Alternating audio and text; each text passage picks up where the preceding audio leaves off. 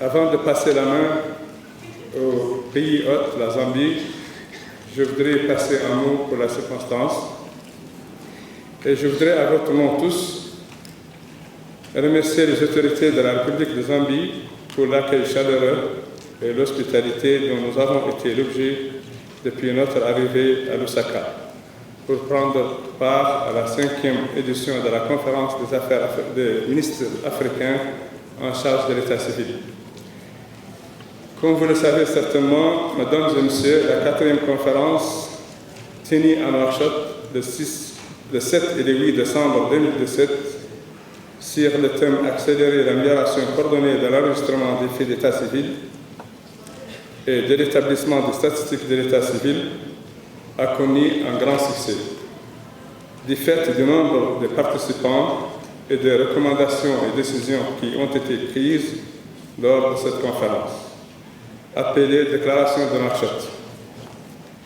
Ainsi, et en application de ces recommandations, la Commission de l'Union africaine, en collaboration avec la République islamique de Mauritanie et ses partenaires, notamment la Commission économique pour l'Afrique et la Banque africaine de développement, ont organisé en décembre 2018 à Nouakchott un atelier intitulé « Atelier de l'Union africaine pour le renforcement des capacités relatives au CRS », auquel ont participé plus de 40 pays.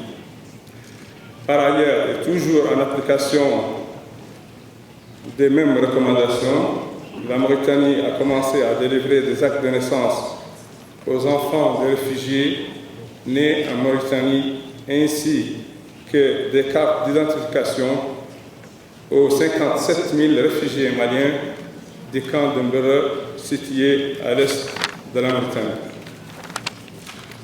Mesdames et messieurs, l'initiative africaine pour l'amélioration accélérée des systèmes d'enregistrement des faits et statistiques d'état civil, connue sur l'acronyme de API-CRVS, constitue une opportunité unique car elle enrôle tous les pays du continent africain qui se sont mis d'accord pour avancer d'un même pas.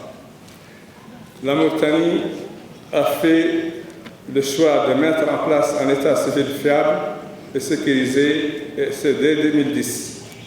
La mise en place du registre national biométrique des populations est à ce jour une réalité et englobe 96% de la population.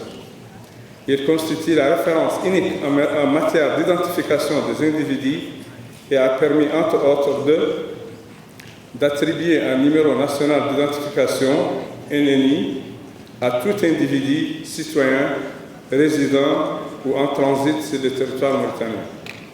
Faciliter l'accès des populations aux services des administrations publiques et privées, impôts, opérateurs télécoms, banques, assurance maladie, etc. Et il a permis aussi d'améliorer la gestion et le suivi des flux migratoires. Et il a permis de fournir des titres d'identité sécurisés aux populations. À ce jour, notre système de gestion des populations et des titres sécurisés est considéré comme une vitrine en la matière.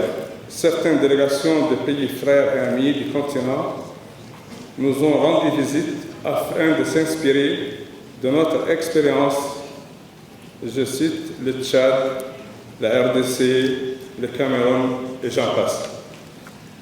Avant de terminer, j'espère que les conclusions auxquelles vont aboutir nos travaux puissent jeter les bases d'une accélération du processus de mise en place d'état civil fiable et sécurisé dans tous les pays de notre continent. Je vous remercie.